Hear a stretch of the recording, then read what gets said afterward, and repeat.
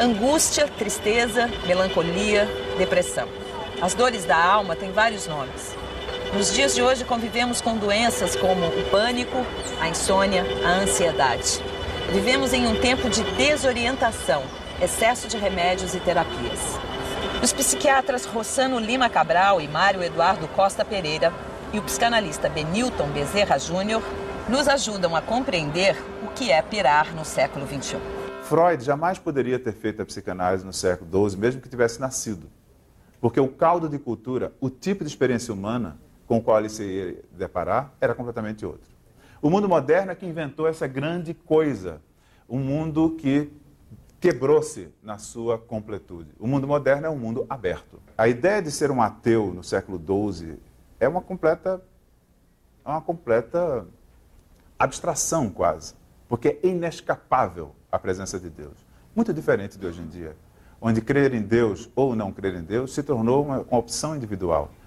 Onde ser católico, mas de vez em quando ir lá no Pai de Santo, jogar uns búzios e tal, é perfeitamente aceitável, né? Esse tipo de experiência, perfeitamente comum hoje em dia, é impossível no universo tradicional pré-moderno. Por quê? Porque o universo tradicional pré-moderno, anterior à modernidade, é um mundo basicamente fechado. Se você nasce servo, você será servo, mesmo que enriqueça. Se você é um nobre, você será nobre porque o sangue é azul, mesmo que seja falido. Se você é um escravo, será escravo, mesmo que você ganhe dinheiro, etc. e tal. É a marca de nascimento que determina a sua identidade. O lugar onde você nasce, a língua que você fala, a religião a qual você pertence, não a religião que você escolheu, porque escolher uma religião no século XII é quase uma experiência impensável. Quem já entrou na catedral medieval sabe o que é isso. Aquele pé direito altíssimo, aquele frio, e aquela sensação de ser pequeno diante de um poder incomensurável. Num mundo como esse, as pessoas sofrem? É claro que sofrem. As pessoas se veem às voltas com dores que não conseguem dar conta? É claro que sim. Mas o que eu quero chamar a atenção é que o sentido da experiência da dor psíquica é diferente daquela que nós vivemos, por conta dessas razões. No mundo tradicional, as significações elas estão, de alguma maneira, dispostas no mito, na religião, na tradição, naquilo que são as grandes agências nômicas, nas quais a gente vai encontrar o sentido e a razão de ser do nosso sofrimento. O indivíduo é que é a medida de todas as coisas. Essa é a característica da modernidade. É a grande invenção da burguesia e do capitalismo nascente no século XVII, é exatamente a ideia de que agora o homem é a medida de todas as coisas. A religião passa a ser escolha. Martinho Lutero, o que é em relação à tradição que lhe é anterior? É a afirmação de que a relação do homem com Deus é individual, não é mediada pela hierarquia.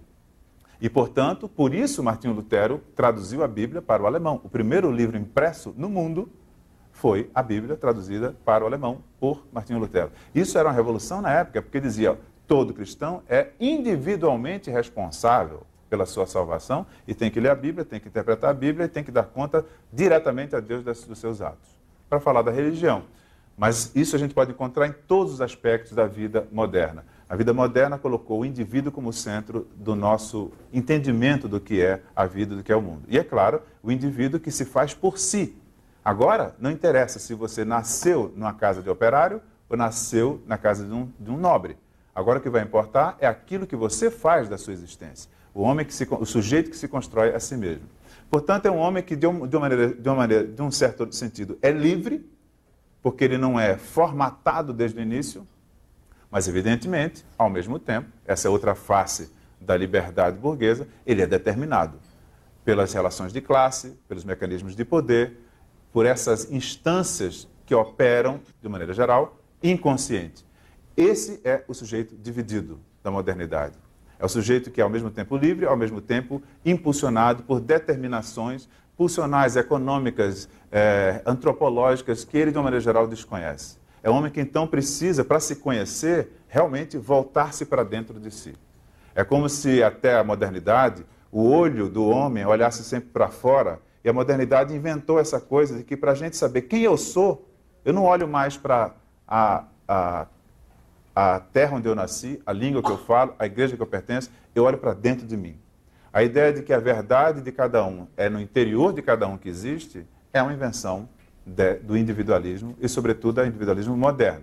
É isso que criou o sujeito freudiano, o sujeito dividido, o sujeito que se autocria, o romantismo de um lado, a paixão de cada um, o iluminismo de outro, a razão de todos nós, né? O ideário burguês, a construção da literatura, que só surge na modernidade, porque é só aí que você tem um tipo de sensibilidade na qual aquilo que um outro é capaz de discorrer sobre si, sobre o mundo, me interessa. Me interessa por quê? Porque a realidade do mundo, as significações do mundo não estão dadas de maneira chapada pela cultura, pelo mito, pela religião. Agora é uma matéria de exploração individual. Nem sempre a angústia se colocava como fenômeno humano tal como se coloca hoje. Se a gente tomar ao longo da história do Ocidente, a gente poderia dizer que para a gente chegar a ter uma concepção contemporânea da angústia, o homem e a cultura primeiro precisou conceber a si mesmo como interioridade. Um ser que tinha uma vida interna e um outro tipo de vida com a qual ele se relacionava com o mundo e com os outros. E isso tinha que ser um elemento relevante da sua existência. Ora, nem sempre foi assim. Uma outra dimensão é que o homem precisava conceber essa interioridade não como uma unidade, não como uma coerência interna, mas partes em conflito. Um interior, um ser clivado, em combate consigo mesmo. E por fim, para a gente poder ter ideia contemporânea de angústia, a gente precisa construir a ideia de um homem cuja existência podia se precipitar sobre o nada, sobre um sem sentido absoluto, sobre um salto num abismo cujo fim nenhum de nós conhece. Nossa interioridade são partes em conflito. O eu que se relaciona com os outros não é o mesmo eu que se relaciona consigo mesmo. Como seres partidos, não temos coerência interna. Mas qual seria a origem desse abismo que hoje parece cercar a nossa existência? A primeira coisa é essa ideia do apagamento do simbólico. O que significa isso? A fragmentação do simbólico. Significa que hoje em dia a gente não tem mais nenhuma grande metanarrativa que organize a nossa existência de maneira inequívoca. Mesmo a religião. Quem é religioso hoje não se vê submetido de maneira inexorável aos ditames da sua religião. Se eu sou judeu, posso perfeitamente ser budista. Se eu sou católico, posso perfeitamente discordar do Papa, cuja palavra é infalível pelo dogma, mas eu posso discordar dele em relação a vários pontos. Em relação a padres casarem, em relação a aborto, em relação a células-tronco, etc. e tal. E isso em nada fere a minha convicção de que eu sou católico. Isso só é possível hoje em dia, onde eu me arvoro o direito e a possibilidade de legislar sobre aquilo que é matéria que antes era matéria exclusiva das autoridades eclesiásticas. É o individualismo levado a um extremo bastante grande. Hoje, praticamente tudo virou matéria de escolha, para o bem e para o mal. É claro que isso, se de um lado tornou cada um de nós um pouco mais livres, nós somos hoje livres para fazer o que quer que a gente queira. Ninguém aqui, hoje, quase todos nós temos, digamos, uma convicção íntima de que nada é um valor ao qual a gente se submeta a qualquer preço. O que é que seria para nós aquilo que foi para Abraão, a palavra de Deus que diz, pega o seu filho e meta uma faca no peito dele. Abraão vai e faz isso. Por quê? Porque ele não tem a menor dúvida de que ele é submetido à vontade de Deus. E o anjo segura na hora que ele vai apunhalar o próprio filho.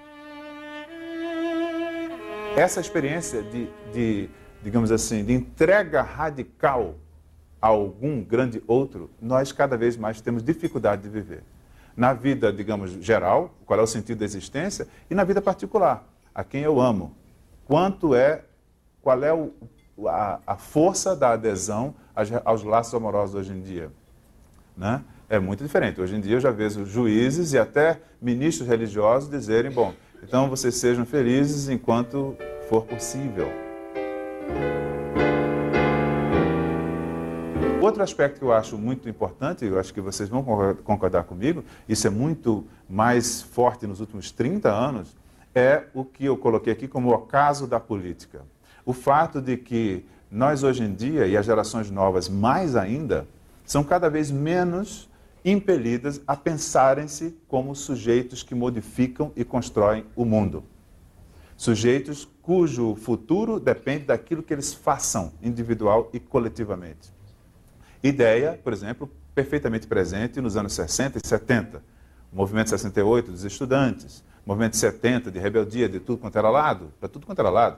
Essa ideia de que a minha vida será aquilo que eu fizer dela, as escolhas que eu fizer. E essas escolhas estão conectadas com a escolha de uma geração, de um grupo político, de um partido, de uma nação, de uma cultura. Essas coisas elas estão agora presentes de maneira residual. Porque qualquer um de nós sabe o que é a experiência de achar que a sua própria participação não vai fazer muita diferença. De que, aliás, a nossa presença no mundo fará pouca diferença. Essa ideia, combinada com a ideia de que a gente pode fazer tudo, tem efeitos que são muito complicados de gerenciar do ponto de vista psicológico. Nós estamos aqui nessa faculdade que tem história. Eu queria saber se vocês sabem falar um pouquinho do que aconteceu aqui no Mackenzie. Era a época da ditadura, o Mackenzie era uma faculdade muito conservadora. Aqui na frente estava a filosofia da USP e teve um embate muito forte aqui da direita e da esquerda, o povo que apoiava o governo e a filosofia da USP que era contra. Então teve uma grande briga aqui na frente, aqui na Maria Antônia, o negócio foi bem feio. Batalha ou a Guerra da Maria Antônia. Ocasionou a morte até de um estudante da USP, que até onde construíram o teatro, né, que é o teatro da USP, onde tem homenagem aos revolucionários dessa época. Vocês acham que hoje em dia seria capaz de acontecer o mesmo movimento que aconteceu nos anos 60? Naquela época era fácil, você tinha um inimigo, quem que eram? Os militares, eram as pessoas que estavam afrontando, estava muito claro. Hoje ele está mais dissolvido. Ele está dissolvido na mídia, de várias formas nós somos manipulados. Então, para o jovem se engajar hoje, exige um estudo muito maior. Para você reconhecer o inimigo, ele está muito mais escondido na sociedade em diversos fatores. Eu acho que as pessoas não deixaram de lutar, mas cada um luta pela sua angústia. E não tem esse senso de coletividade, de falar, pô, a gente tem uma angústia comum, todos nós, entendeu? E o que a gente pode fazer em relação a isso? Não, eu faço o meu, para minha família, para as pessoas que são meus amigos, porque quem está fazendo por mim? Você às vezes se sente um pouco pressionado para fazer tanta coisa, mas acaba fazendo tudo um pouco. A parte acadêmica fica um pouco de lado, o trabalho você não consegue dar 100%, tem negócio da efetivação. O que você vai priorizar? Eu acho que isso está sendo muito difícil para a gente. Porque é muito comum você parar e perguntar para as pessoas o que você quer, do que você gosta. As pessoas não sabem responder, porque elas vivem no automático, você aperta o play e vai. Nós somos escravos do tempo. A gente não vive mais o presente, a gente fica vivendo o futuro. Quando eu me formar, eu vou conseguir ajudar, eu vou ter uma família, a gente fica num certo... A gente fica sendo pragmático demais, a gente não vive o presente, a gente não tem mais sonhos, a gente não vive sonhos. Hoje em dia, o sistema é líquido, como diz Bauman, é líquido. E a gente tem dificuldade de se organizar para agir, porque agir é sempre escolher em direção ao que nós vamos e contra o que nós vamos. E essa experiência é um pouco rarefeita hoje em dia. A mudança radical do tipo de ordenamento do laço social fundamental, que há 100 anos atrás, quando Freud construiu a psicanálise, era fundamentalmente a ideia de recalque ou de repressão, questões de tradução deixemos para lá, mas a ideia de que, como Freud dizia em 1908, a sociedade repousa sobre a coerção das pulsões. Como é que a gente se organiza na sociedade impedindo as pessoas de darem vazão total a seus impulsos sexuais ou agressivos? A gente tem que segurar a onda de todo mundo para poder as pessoas serem capazes de conviver socialmente. Então era isso que produzia como fenômeno ou como sintoma social a histeria. A histeria o que é? De alguma maneira, é a expressão de um conflito entre impulso e interdição. Dá um curto-circuito, a histeria é uma expressão disso. A histeria não é mais o sintoma do nosso tempo. O sintoma do nosso tempo são as depressões, são as fobias, são as compulsões, são os transtornos alimentares. Significa que nós estamos vivendo uma cultura que empurra a gente para dramas que são diferentes daqueles de 100 e poucos anos atrás. E o principal, talvez, elemento de mudança, de contraste em relação a essa cultura freudiana da repressão, é o que, depois de 68, depois de tudo, nós viramos o fio. E hoje em dia a gente vive uma cultura na qual nós somos não impedidos de gozar excessivamente. Nós somos incitados a gozar o quanto pudermos. Então, ao invés da interdição, a gente tem uma espécie de imperativo do gozo.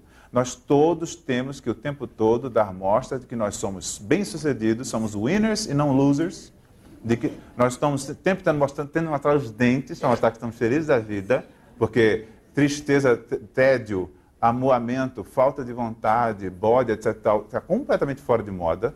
E mais do que fora de moda ainda é chato. Mas se você é um empregado que começa a dar sinais de que você não está entusiasta com a missão da empresa e com a flexibilidade necessária para novos desafios e tal, você começa a ser candidato à lista negra. Agora, eu queria saber se vocês acham que vocês são pessoas alegres. Pelo menos onde eu trabalho num banco. E eu tenho contato com todas as outras áreas. E pelo menos simpática eu tenho que ser. E uma pessoa muito infeliz não consegue ser simpática. Dificilmente ela criaria os vínculos que eu crio, por exemplo, o que prejudicaria. A mídia vai formando valores do que realmente é o ideal para ser feliz. Então, assim, o ideal para ser feliz é aquele modelo de beleza que ela impõe. Então, assim, se você não segue aquele modelo de beleza, você não vai ser feliz. Estamos acostumados a pensar que o medo da morte é natural, mas nem sempre foi assim.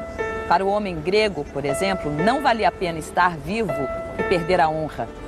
Para um homem medieval, não valia a pena estar vivo e perder a alma.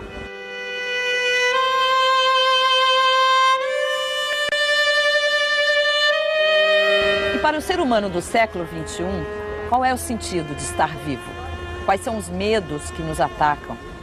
Por que em nossa época tomamos tantos remédios para as dores da alma? Qual é a causa da nossa angústia? O termo angústia, nós vamos partir daí. O termo angústia, ele se refere fundamentalmente a um estreitamento, se refere a um aperto. Quando a gente está andando nesses países de língua espanhola, aqui na América do Sul, que você está andando numa estrada, e lá pelas tantas, a estrada se estreita porque tem uma ponte que passa um carro só, é uma ponte angusta. A angústia remete a essa dimensão, essa experiência de estreitamento do âmbito existencial. De um encolhimento dessa possibilidade de experimentar a vida. Dessa possibilidade de experimentar a continuidade do existir.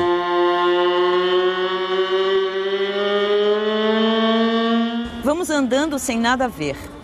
O mundo é empastado e nevoento. Súbito, uma coisa entre mil nos desperta atenção e nos acompanha. Não sei se com os outros se dá o mesmo. Comigo é assim. Caminho como um cego. Não poderia dizer por que me desvio para aqui e para ali. Nós partimos dessa ideia da angústia com essa sensação de que algo ruim está para acontecer, extremamente ameaçador, perigoso, só que a gente não sabe do que se trata exatamente. Diferente do medo, em que um objeto que causa perigo está imediatamente diante de nós. A fobia, ela nos coloca diante de uma outra forma de angustiante, em que o objeto está diante de nós, só que ele não corresponde ao medo que ele nos provoca.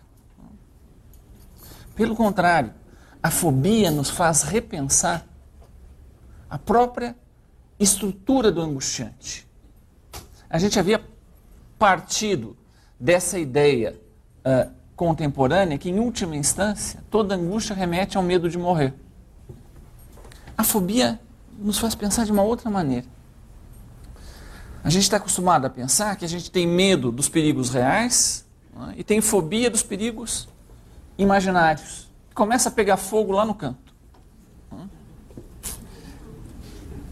Com certeza, muitos de nós saímos correndo imediatamente pela escada. e todas as regras de gentileza, cavalheirismo, boa educação ficariam. E alguns outros, tranquilamente, iriam lá tentar apagar o fogo. Apaga o fogo, né? Os que ficarem dizem, pessoal, vamos voltar, não foi nada. 5 minutos depois, nós estamos conversando, e lá pelas tantas, passa no meio das cadeiras uma pequena pererequinha pulando. Né? Ou um pequeno ratinho passando entre as cadeiras. E eu vou dizer para vocês que talvez a gente tenha um pânico igual ou maior que o fogo que tomava conta da sala. E que talvez os valentões que enfrentaram o fogo, na hora da pererequinha pulando, foram os primeiros que estão lá fora. E os que estavam com medo do fogo pegaram, olha só uma pererequinha, vamos continuar, gente. Ou seja, tem algo de enigmático que a fobia nos coloca, é que o afeto que nos desperta é desesperador, como no medo. Mas totalmente despropositado, e alguns de nós estão dispostos a enfrentar a morte sem experimentarem por isso medo ou angústia, e outros, diante de situação que a morte não está colocada, se desesperam. Numa população de uma cidade grande, uma região urbana importante, ao longo de um ano, em torno de 1/3 das pessoas terão episódios de insônia forte, de grave insônia. 1/3. Deixa eu pegar o nosso grupo aqui. Se você olhar para o seu colega da direita e depois para da esquerda, um dos 3, né, teve ou terá ao longo desse ano grave angústia, grave insônia. Isso por si só nos faz colocar a pergunta, nossa, mas que mundo é esse? Quando a gente pensa na quantidade de medicamentos utilizados para dormir, e que se tornou uma espécie de grande epidemia, e que, se a gente pega também grandes populações, a quantidade de pessoas que depende regularmente de um tranquilizante para poder dormir à noite, também nos faz colocar a pergunta, não é? Que mundo é esse? Dito em outras palavras, esse fenômeno que emerge em uma pessoa, ou em cada uma pessoa, quando a gente consegue ter um pouco mais de distância, um pouco mais de perspectiva, nos coloca a questão da forma de viver, da forma de relacionar que nós temos atualmente.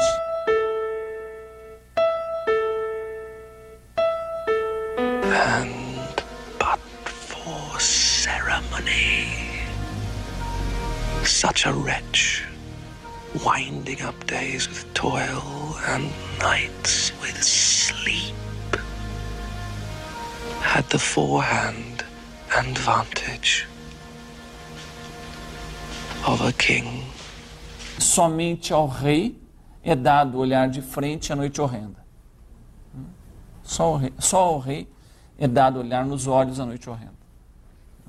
Mas assim, o mundo de você se sustenta porque, eu digo, ataquemos a França. A partir daí vocês podem dormir em paz. O mundo está organizado, até a morte tem sentido.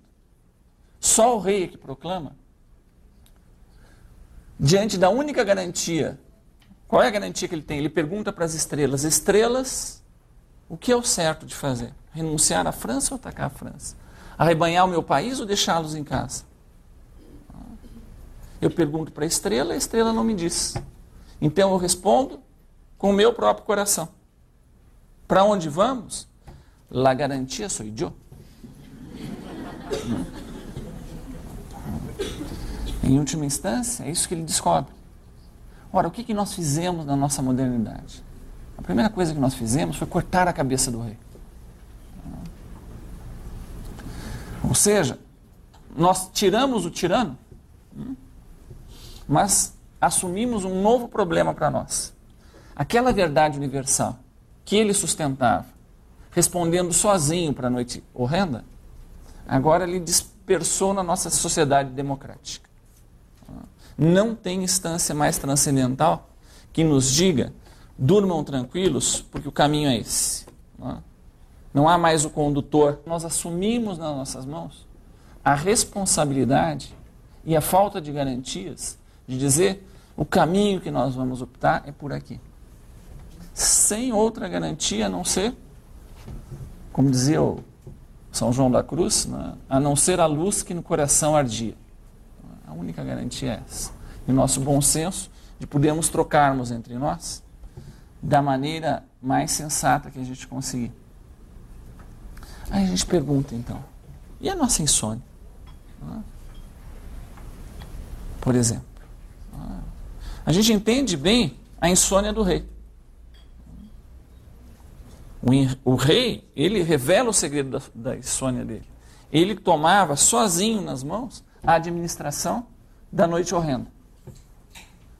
Sem que ela responda, ele diz, vamos para cá. Responde sozinho pela tomada de posição. No primeiro aspecto, a nossa insônia tem a ver com o preço que a gente paga em compartilhar a insônia do rei. Ou seja, faz parte, não é, do ganho que nós tivemos, não é, em não nos deixarmos mais tiranizar. Parte da conta. Eventualmente, administrando bem essa conta, não é, nossa insônia pode melhorar. O pânico, você sabe, é um quadro ansioso súbito em que o sujeito, sem ter qualquer indicação do mundo externo, é tomado por uma ansiedade avassaladora, desesperadora. Ele tem a sensação de estar morrendo naquele instante, de estar ficando louco, de perder o controle. Tudo isso acompanhado de sensações físicas que ratificam essa experiência da morte se instalando. Nós temos, né, os nossos estudos mostram as taxas de prevalência de pânico, que vai de 2, 3, 4, até tem estudos que dizem que entre mulheres chega a 6, 8%. Vocês imaginam o que é isso? Se pegar uma média de, sei lá, 3%, no Brasil quer dizer 6 milhões de pessoas. Tudo indica que o pânico, como a depressão, não para de crescer na nossa cultura. E a gente fica pensando, então, o que acontece com a gente? Que no nosso laço social, subitamente, do nada, algumas pessoas desesperam. E eles dizem assim, né, eles chegam na consulta e dizem, doutor, eu estou com a sensação de que eu posso morrer a qualquer momento. Que a qualquer instante pode acontecer algo comigo que eu não vou poder controlar e destruir a minha vida para sempre. E tenho a impressão de que se o terrível tomar conta de mim, ninguém vai poder fazer nada. Em última instância, o que o doutor pode dizer é que ele tem toda a razão. Essa é a nossa condição, né, de seres humanos. Que garantia a gente tem? Qual é a garantia transcendental que a gente tem da decisão a tomar, de qual o possível que nos está reservado? A não ser esse que está inscrito dentro de nós, que é o desejo que nos orienta. Eu diria que o pânico, ele mostra várias coisas. Quando o sujeito em pânico entra num contato cru com essa dimensão de desamparo última da existência, ele entra em contato com uma grande verdade. Uma verdade que sempre esteve lá. E que, de alguma maneira, a nossa cultura, até então, ela nos revelava essa dimensão, de uma forma ou de outra. Do nosso limite, do nosso desamparo, da nossa falta de garantias. Que a gente resolvia com certos dispositivos sociais. Nossa fé na religião, nossa fé no Estado, nossa fé na autoridade. Nós assumimos, então, nas nossas próprias mãos, a administração dessa dimensão. Nós colocamos ideais que a gente representa como disponíveis aí no mercado, que a gente pode alcançá-los, e nos lançamos, cada um de nós, numa corrida totalmente individualista para manter a cabeça fora d'água. De modo que se a gente cair no chão, no meio da rua, no meio dessa corrida que todos estamos, a que todos estamos submetidos, a gente não tem a menor certeza de que a gente vai ter concretamente uma mão para nos amparar. A emergência tão intensa da questão do pânico na nossa cultura nos leva necessariamente a refletir que dispositivos sociais, que dispositivos culturais, que dispositivo de solidariedade, que dispositivo de reconhecimento, né, da nossa limitação humana estão em jogo, né, que nos permitam, de alguma maneira, fazer uma gestão do desamparo ao qual todos estamos expostos. A ideia do desamparo do ser humano existe desde sempre. E não existe mais um modelo criado de fora. Mas talvez as pessoas tenham que perceber que esse modelo pode ser criado por elas mesmas, com ideal, expectativas de vidas e planos e projetos de vidas que no momento atual são mais individualizadas mesmo. Se no momento eram coletivas, se buscavam soluções coletivas, hoje as soluções são individuais. Os seres humanos já tiveram medo da gripe. O mal já foi a peste que matava milhões de pessoas. Nos nossos dias, o perigo não são apenas as doenças do corpo. O mal do nosso tempo são as doenças da alma, como as depressões. Depressão não é igual a tristeza. Depressão é um campo muito vasto. Na verdade, a maioria das pessoas fala de depressões, que engloba tanto o polo da melancolia, mais grave, mais fundo, quanto o polo da distimia, que eu ainda não disse a vocês, mas os que são da área psi sabem, os que não são estão cada vez mais ouvindo falar da distimia, que é um tipo de depressão leve. Uma depressão leve e longa no tempo.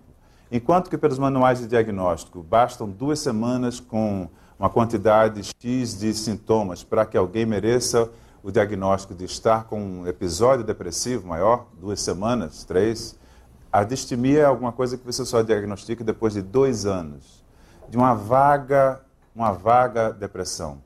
Uma ausência de capacidade de elaborar projetos na vida, um vago sentimento de que a vida não tem muito sentido, de que não se sabe para onde vai, uma falta de interesse nas coisas que faz. Entre uma pessoa que é diagnosticada como tendo distimia, uma pessoa com uma grave depressão melancólica que tenta se matar de qualquer jeito, há evidentemente um espectro muito grande. O que é a depressão do ponto de vista da fenomenologia? Isto é, do ponto de vista de quem está deprimido, o que se passa? A gente tem dificuldade, por exemplo, de ser criativo. Tem dificuldade de resolver problemas. Isso é porque os processos cognitivos, os processos de organização das ideias, surgimento das ideias, ele está, de alguma maneira, inibido. Mas a inibição não é apenas ideativa, é uma inibição também afetiva. A depressão, ela implica um estreitamento, uma inibição do pensamento, dos afetos, e é por isso que as coisas deixam de ter graça. Quem gosta de uma comida passa a não achar graça naquela comida. Quem gosta de cozinhar, deixa para lá. Quem gosta de ter a casa arrumada, começa a ficar desorganizado em relação a isso. É por isso que tão frequentemente as pessoas deixam de, por exemplo, tomar banho facilmente. Simplesmente não tem o impulso, não tem vontade, diminuem a sua competência laborativa, porque o trabalho também começa a se tornar desinteressante. Isto é, a ideia de inibição da depressão ela é global, ideativa, ela é afetiva, ela é também corporal. Nenhum jogador joga uma final de campeonato deprimido, porque ele não vai acertar a bola, ele não vai acertar um passe, porque a corporeidade não responde da mesma maneira. Ele, se for, eu dei um exemplo de um atleta de alta performance, vamos pensar em nós. A gente não fica sem vontade de ter sexo, transar. Deixa de ser uma coisa que tem um apelo natural. E muitas vezes, se você insiste em transar, você não consegue ir muito adiante, porque a inibição se apresenta em qualquer área da nossa existência. Um outro aspecto que é de alguma maneira ligado a isso é o chamado sofrimento moral.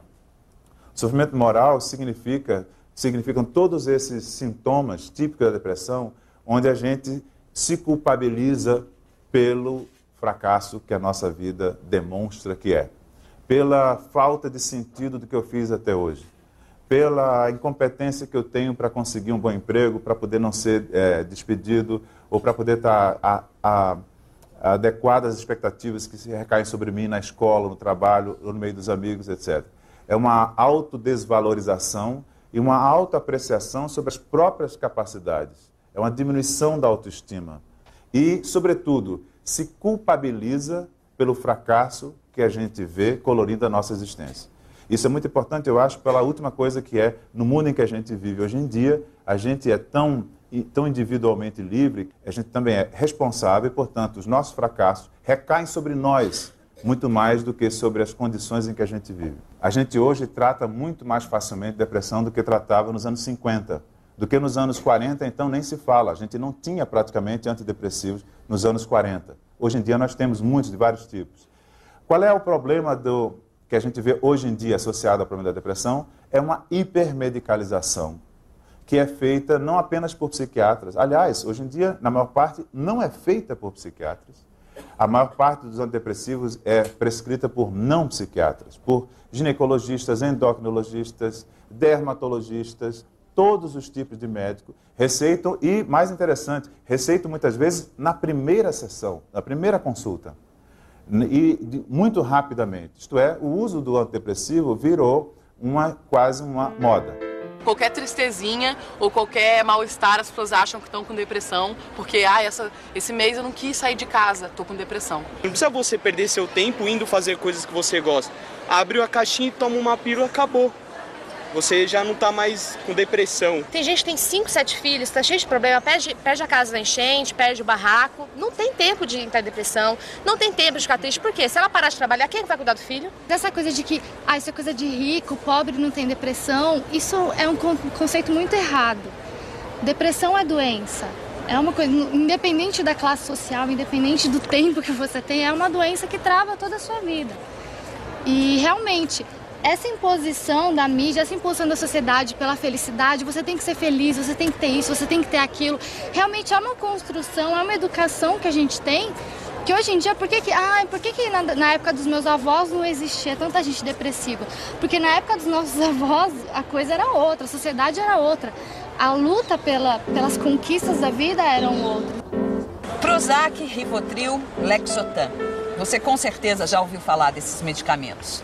Os psicofármacos hoje são tão banalizados que o seu uso já atinge jovens e crianças. Para se ter uma ideia, as vendas de uma droga psiquiátrica receitada para crianças e adolescentes hiperativos triplicaram nos últimos 5 anos no Brasil.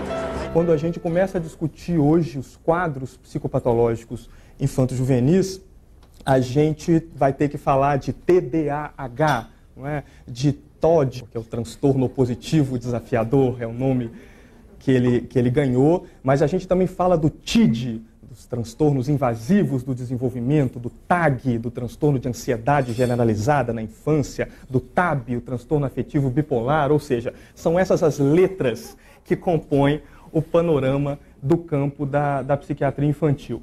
Bem, isso é, né, um dos fenômenos, isso é moeda corrente no campo. O outro fenômeno correlato é uma expansão, uma explosão e também uma banalização do uso de psicofármacos para crianças e adolescentes. Né? Isso aparece em capa de revista, mês sim, mês não, em programas de televisão, ou seja, uma série de situações de sofrimento mental, de distúrbios de comportamento da criança e do adolescente, que até algum tempo atrás, há 10 a 15 anos, não seriam medicalizáveis ou em relação aos quais a estratégia medicamentosa seria a última a ser pensada. Na verdade, isso vai se invertendo no decorrer dos últimos 10 anos, de tal maneira que a estratégia medicamentosa, que, claro, em alguns casos é útil e pertinente, ela vai se transformando no principal recurso terapêutico numa faixa etária onde isso não era comum há muito pouco tempo atrás. O que será que está acontecendo? Será que é o diagnóstico? Será que são as tecnologias diagnósticas que melhoraram e se tornaram mais acessíveis? Né? Será que as crianças estão mesmo apresentando outras formas de manifestar seu incômodo, seu sofrimento mental? Ou será que a gente está dando novos nomes para experiências que já existiam, mas que não eram descritas necessariamente ou exclusivamente com termos médicos, com um enquadre médico, como transtornos psiquiátricos? A gente vive um momento que a gente pode genericamente chamar, né, do momento da pós-modernidade, onde nós não contamos mais ou não contamos da maneira como os nossos bisavós contavam com as referências da tradição para balizar a nossa vida, para dizer quem é que nós somos e qual vai ser o percurso que nós e nossos filhos vão percorrer no decorrer da vida. Na ausência desses referenciais estáveis para dizer quem eu sou, para onde eu vou, quem é meu filho, por que ele age desse jeito, a biologia, a neurociência, a psiquiatria, vem se oferecendo como uma última possibilidade de explicar aquilo que parece inexplicável, né? Já que não dá mais para falar que tem a ver com o pai, com a mãe, com a escola, enfim, com um ambiente, já que parece que as pessoas não estão mais dispostas a um trabalho árduo sobre os seus filhos, esse tipo de explicação que localiza a causa dos problemas no cérebro, e aqui eu não estou dizendo que o cérebro não tem nada a ver com isso, né? É claro que tem a ver, mas localiza a origem, a raiz dos problemas em circuitos cerebrais, em neuroquímica cerebral. Esse tipo de explicação começa a se transformar, começa a se tornar em uma explicação muito atraente, não é? Porque, na verdade, não dá para a gente dizer que esse diagnóstico está sendo imposto, mas, na verdade, o que a gente nota é uma certa adesão, né, rápida das famílias, né? E das famílias eu não estou falando do outro lado da rua, não. Estou falando de nós, estou falando de mim, estou falando de todo mundo que está vivendo hoje. É como se as pessoas estivessem, de certa maneira, ávidas por esse tipo de explicação que, de certa maneira, localiza numa região do cérebro, dá um nome e estabelece critérios diagnósticos muito claros e muito objetivos para dizer, olha, é isso que seu filho tem, não é? E, na verdade, é assim que o diagnóstico de TDAH vem sendo construído e vem sendo popularizado. Para algumas pessoas, nos últimos anos, a indústria farmacêutica está muito mais preocupada em vender doenças, né, vender diagnósticos, para que depois ela possa vender o remédio para aquele diagnóstico. Esse diagnóstico, então, de TDAH, ele hoje ultrapassou o campo psi. Ele ultrapassou o campo da psiquiatria e da psicologia. Ele está presente no discurso dos pais, ele está muito presente no discurso das escolas. Não é raro a gente encontrar hoje uma escola que, de alguma maneira, não levante essa hipótese, a hipótese TDAH. Quando vai, né, tentar entender o porquê que um garoto não está prestando atenção, porquê que ele está extremamente inquieto, mas esse diagnóstico ganhou também outras paradas na cultura atual.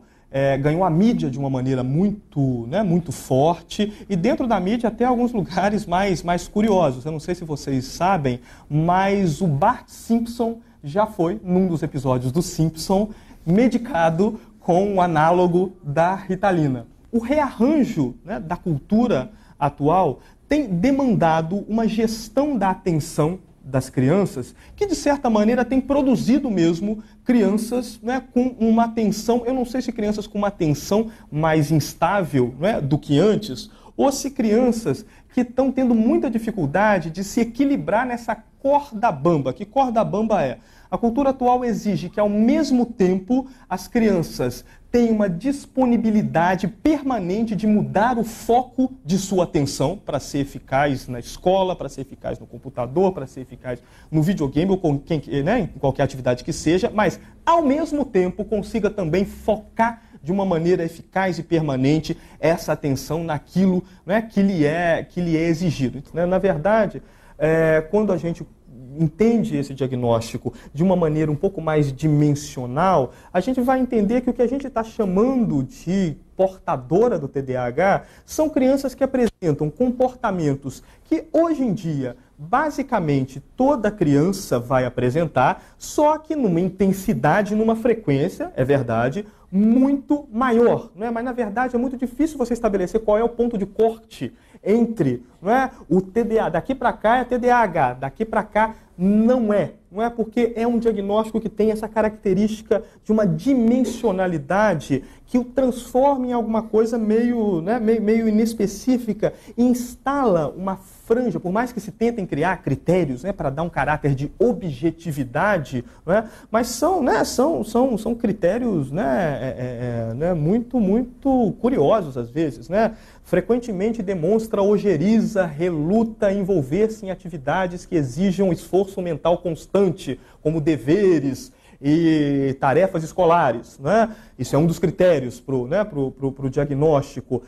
Frequentemente remexe as mãos ou os pés na cadeira.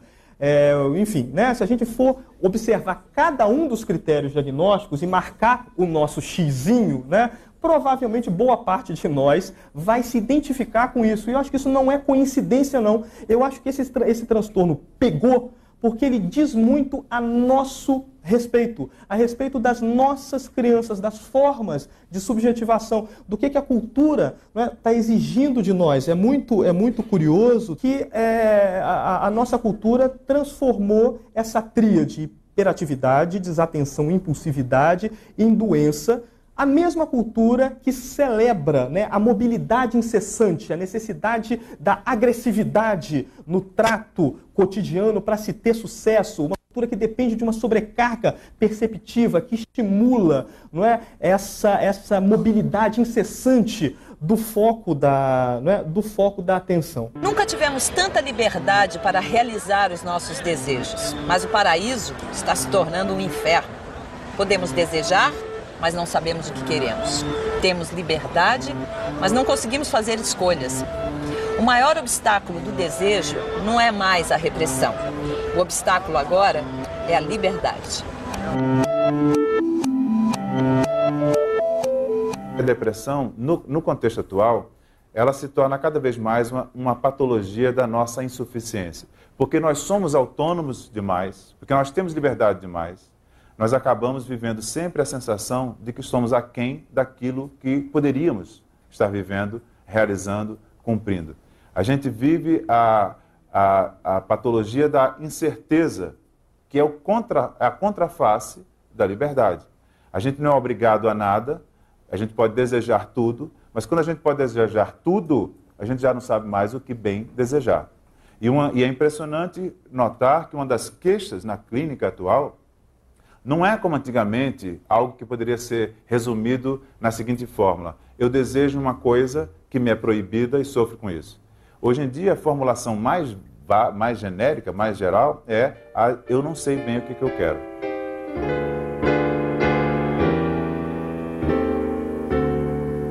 A depressão, ela é também um sintoma da vida que a gente tem. Muitas vezes, eliminar a depressão é a maneira de você piorar a sua existência.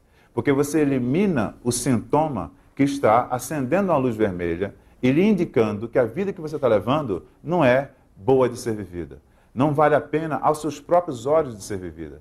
Tomar a depressão como mera negatividade é se iludir quanto ao fato de que a gente possa ser normal simplesmente não tendo sintomas. Ter saúde não é não adoecer. Ter saúde é poder adoecer e aprender com a doença. Aprender com a experiência. É mudar a vida em função da análise do que é que me fez cair na depressão e modificar aquilo que, de alguma maneira, estava na raiz da experiência patológica.